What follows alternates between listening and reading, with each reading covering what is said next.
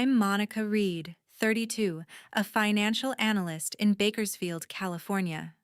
My family's always been my anchor, or so I believed.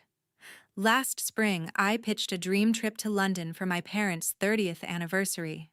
I spent weeks planning every stop: Big Ben, Buckingham Palace, a riverfront dinner on the Thames. I offered to cover most of the costs, even for my brother, his wife, and their kid. Everyone was on board, their excitement lighting up our FaceTime calls from Fresno, just a 2-hour drive away. Then, 6 weeks before we were set to go, Mom called. "Sweetie, we can't swing it," she said, her voice heavy. "Money's tight and your dad's back is flaring up again." I trusted her completely. I even offered to pay more, but she shut it down, saying a quiet dinner at home would do. Heartbroken but supportive, I drove back to Fresno, hoping to brighten their day. Later, while scrolling through Facebook, I froze at my brother's post. 50 photos, smiles, landmarks, my family at the London Eye Tower Bridge, my exact itinerary. No me. My stomach dropped. They'd taken my plan, my dream, and left me behind. I stared at their captions about the perfect family trip, my fingers trembling over a text from Mom asking for a quick favor. I knew my next move would shake things up. Ever been blindsided by those you trust most? Share your story below and subscribe to see how I faced this betrayal. Growing up in Fresno, California, our house was always buzzing with laughter. As a kid, I was the one who never backed down from a task. I'd spend Saturday mornings with my father, Stanley Lee, a retired mechanic, under the hood of his old Chevy passing wrenches, while grease stained my fingers. My mother, Virginia Lee, a retired bank clerk, filled the house with the smell of her cooking, but her focus always seemed to linger on my brother. My brother, Craig Lee, 3 years older, had a charm that could sell ice in a snowstorm. His quick wit and easy smile made him the family favorite, especially after he dove into real estate. I didn't mind. Being the dependable one felt like my place. Craig's wife, Pamela Lee, and their daughter, Mia Lee, rounded out our family. Pamela, a marketing coordinator, matched Craig's flair for the dramatic, while 10-year-old Mia was their little star. My Aunt Joanne Russell, a sharp-eyed accountant, and her husband Lawrence Russell, a practical civil engineer, often joined us for barbecues in the backyard. Those days were simple stories swapped over Mom's homemade lemonade, Dad's quiet pride in his fixer-upper projects. But even then, I noticed Mom's voice lift when she talked about Craig, his latest deal, his big plans. My role was quieter, steady, keeping things together. 5 years ago, I moved to Bakersfield, California to start as a financial analyst. The distance didn't loosen my grip on family duties. Mom would call, her tone warm but pressing, asking for help with their bills, electricity, water, sometimes Dad's car repairs or doctor visits for his back. "You're so good with numbers, Monica," she'd say. I sent checks, wired money, no questions asked. Once I covered their entire utility bill during a brutal summer, nearly $2,000, because Mom said their pension wasn't enough. Craig, always swamped with his real estate gigs, never pitched in. His flashy lifestyle, new suits, fancy dinners suggested success we all celebrated. I'd call him, hear about his latest sale, and feel a quiet pride. But the pattern was clear. Craig got the spotlight. I got the work. Mom would rave about his new listings, his bright future, while my steady job was just assumed. Dad, never one for words, would give me a nod when I helped with a home repair, a broken fence, a late payment. But he stayed quiet. I didn't question it. Family was family, and I was the one who kept us grounded. I'd send money for their groceries or Dad's physical therapy, no hesitation. Craig would show up for holidays, charm everyone with a story, then leave early for a client. "That's just Craig," Mom would laugh, brushing it off. I'd drive back to Fresno for Thanksgiving or Christmas, help Mom organize the kitchen, or sit with Dad in his garage, handing him tools while he tinkered. Joanne and Lawrence would come too. Joanne quizzing me about my job, Lawrence sharing stories about his latest bridge project. But the conversation always swung back to Craig, his deals, Mia's school awards. I didn't mind fading into the background. It was my role, the one who held things steady. I thought we were a team, that my efforts mattered to them as much as Craig's charm. That spring, I suggested the London trip for my parents' 30th wedding anniversary. I spent hours planning, imagining us all together making memories. Mom's excitement over the phone, Dad's rare grin when I mentioned London's history, Craig's texts about exploring pubs. It felt like we were finally aligned. I didn't see it then, but my role as the one who paid the bills, who kept quiet, was setting me up for something I never saw coming. As my parents' 30th anniversary approached, I was excited about the London trip I'd told everyone about before. I'd dreamed of a family trip, a chance to make memories we'd all cherish. Sitting at my desk in Bakersfield, I poured hours into crafting the perfect plan.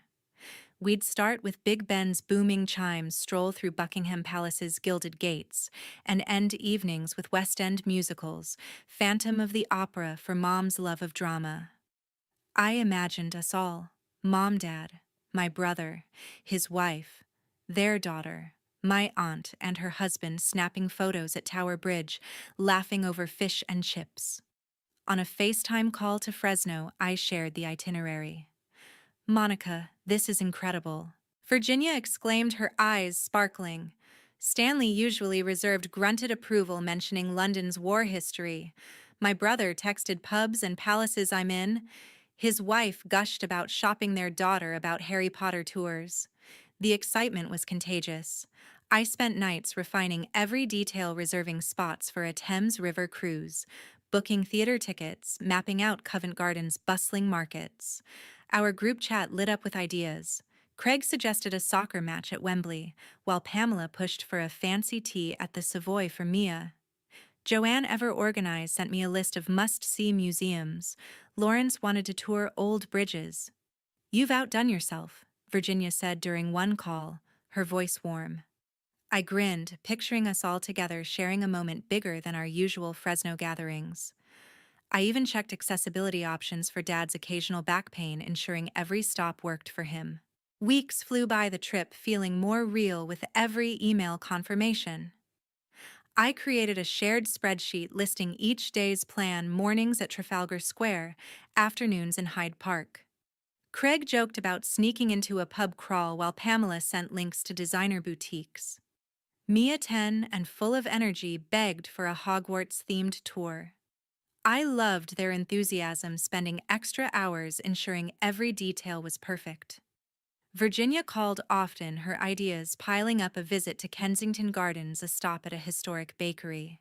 Stanley, less vocal, nodded when I mentioned the Imperial War Museum. Joanne and Lawrence offered to handle some bookings, but I waved them off, happy to take the lead. 6 weeks before we were set to leave, my phone rang. It was Virginia, her voice heavy. "Monica, we can't go," she said, catching me off guard. "We're short on funds, and your dad's back is acting up again, worse than usual." My chest tightened. The air sucked out of the room. I'd planned everything, poured my heart into it. "Mom, we can adjust," I said, scrambling. "Maybe a shorter trip, or I can help with costs." She shut it down fast. "No, it's too much. A simple dinner in Fresno will do." I pushed back, suggesting we delay a month, anything to save the plan. "It's not the right time," Virginia insisted, her tone sharp, final. I hung up, staring at the spreadsheet still open on my laptop. The disappointment hit hard. All those nights planning, all those shared dreams, gone in one call. I sat back, trying to make sense of it. Virginia had sounded so certain, and Dad's back issues weren't new.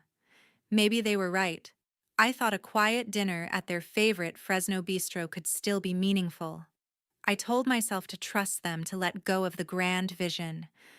But something didn't sit right, a nagging feeling I couldn't shake. I closed my laptop, the itinerary glowing on the screen, unaware that Virginia's words were hiding something I'd soon uncover. Even though the London trip fell through, I still wanted my parents to have a memorable anniversary. In my Bakersfield apartment, I spent a quiet evening piecing together a gift that felt personal, something to make Virginia and Stanley's 30th wedding celebration shine.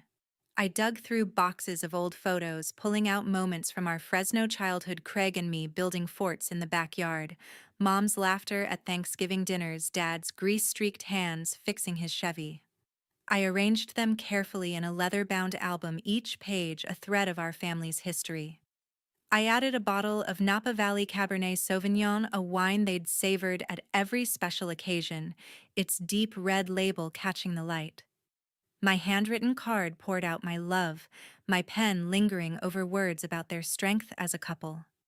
I imagined Mom's warm smile as she flipped through the album, Dad's quiet pride as he read my note.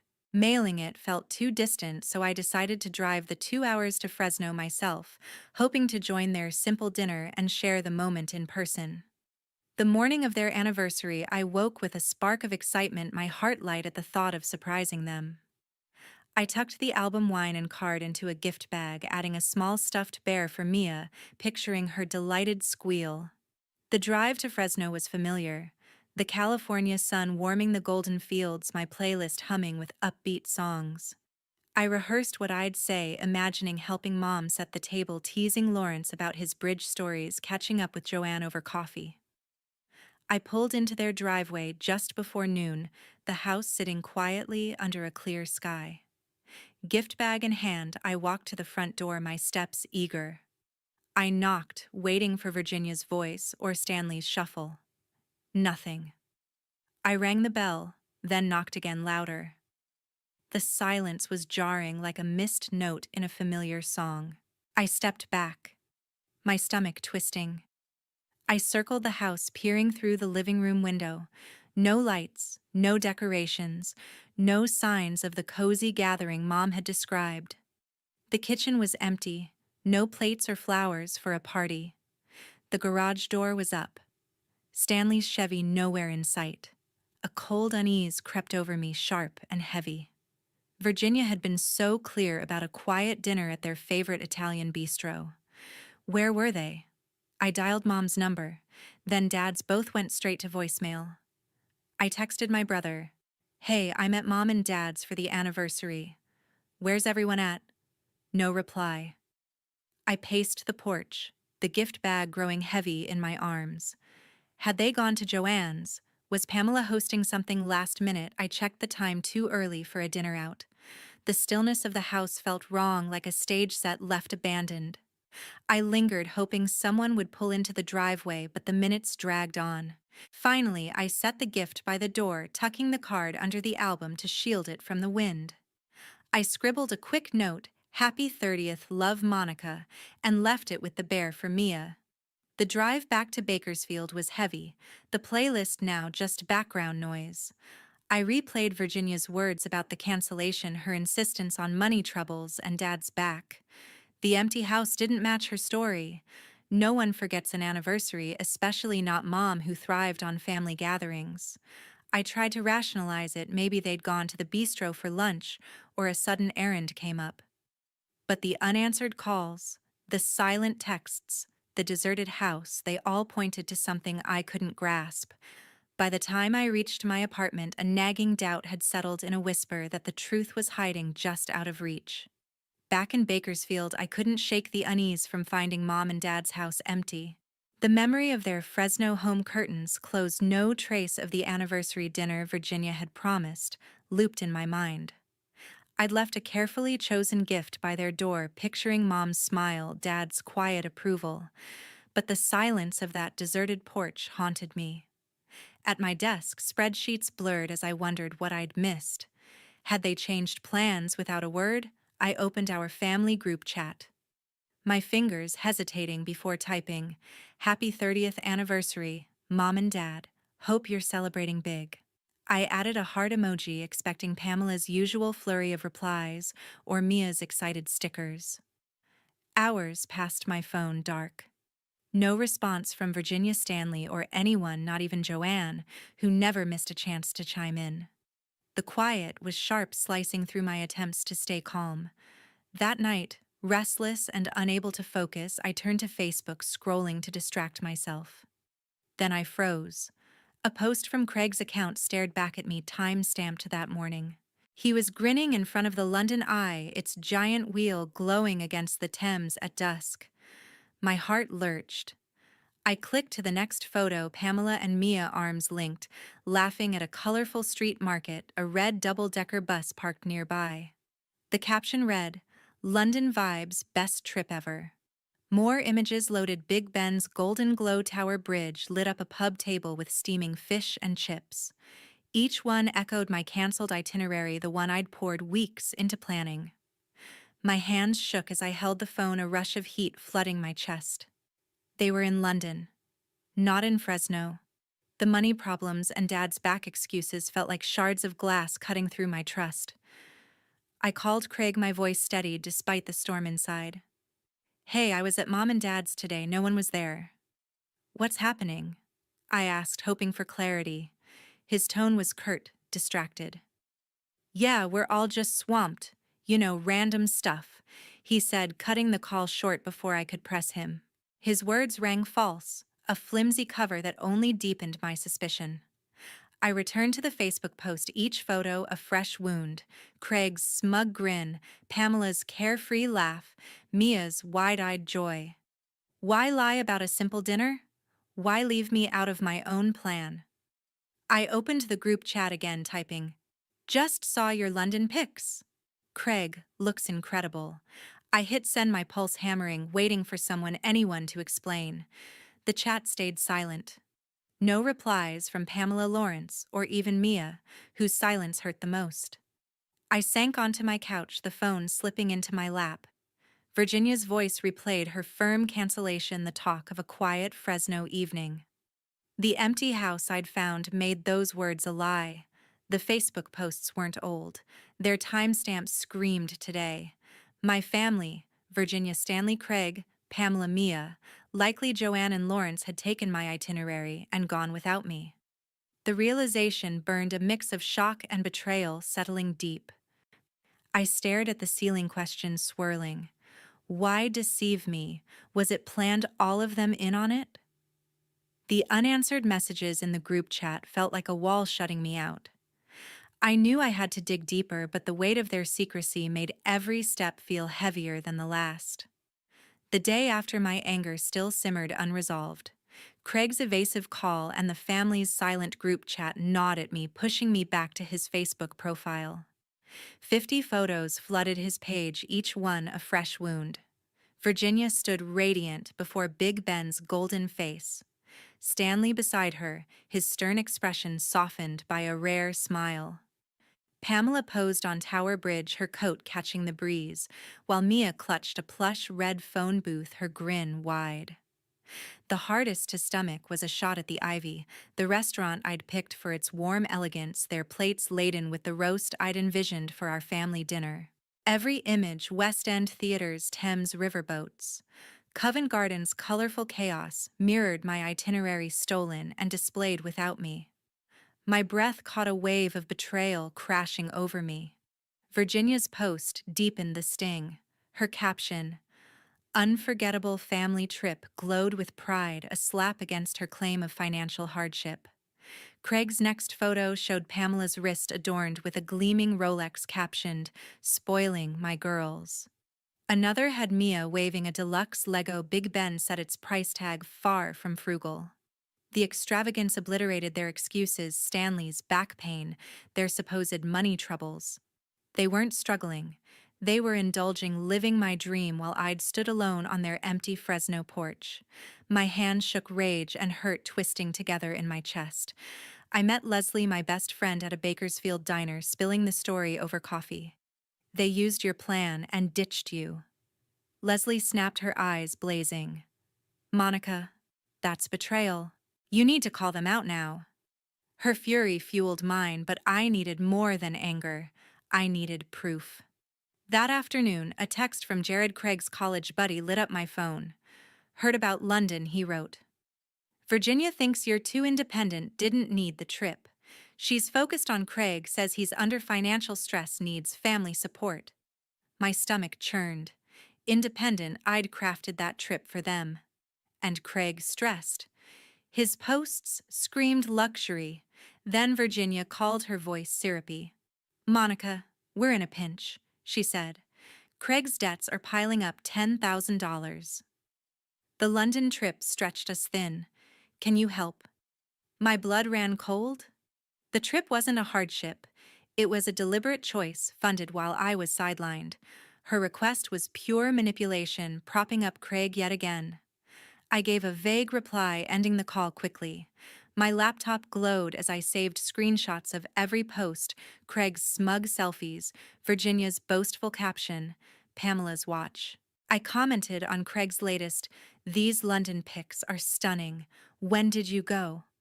No reply came, not from Pamela, not Joanne, their silence deafening. I leaned back my apartment quiet except for the hum of my fridge. Leslie's words urged action, but my analyst's mind demanded patience. Confronting them now would let them dodge again. I started a file labeled Family Proof, logging their lies, Virginia's cancellation, Craig's excuses, Jared's revelation. The screenshots were my evidence, a shield against their gaslighting. Their betrayal wasn't just exclusion. It was a calculated move to erase me from my own plan. As I saved the file, my resolve sharpened. I'd face them, but on my terms when my case was ironclad.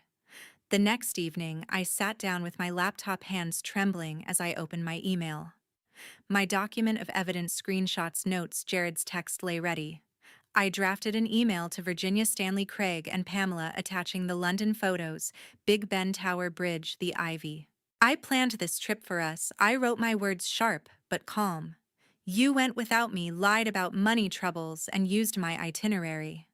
Why was I excluded?" I hit send, my heart pounding, knowing this was the confrontation I'd been building toward. Leslie's advice echoed in my head, but so did my need for clarity, for truth.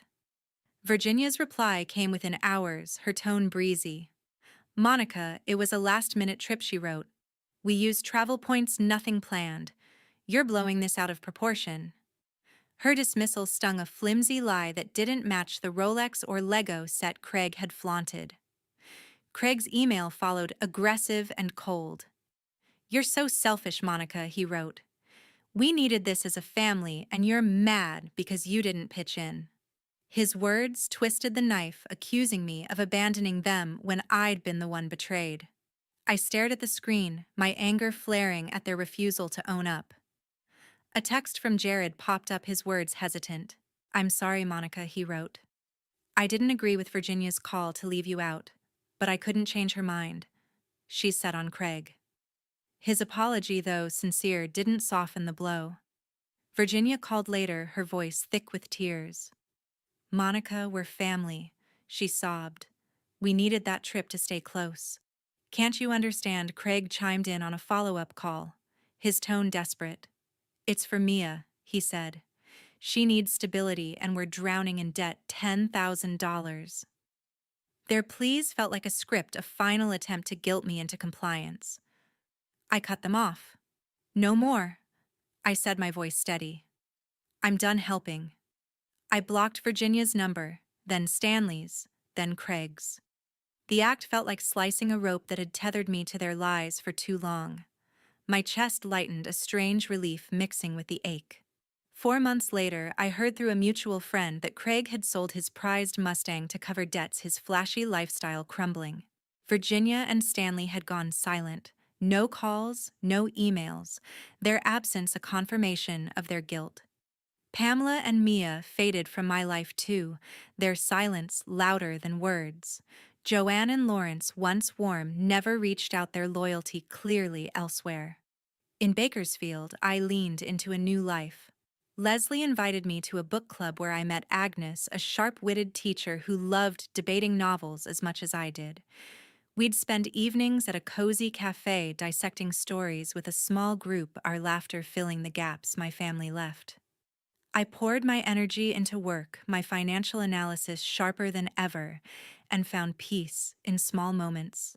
Sunsets over the valley, late-night talks with Leslie, Agnes's witty texts. I wasn't alone. I'd built something real, something mine. Looking back, I learned that setting boundaries isn't selfish, it's survival. Family doesn't get a free pass to disrespect you, no matter how close the blood. Choosing myself was the hardest step, but it gave me freedom I didn't know I needed.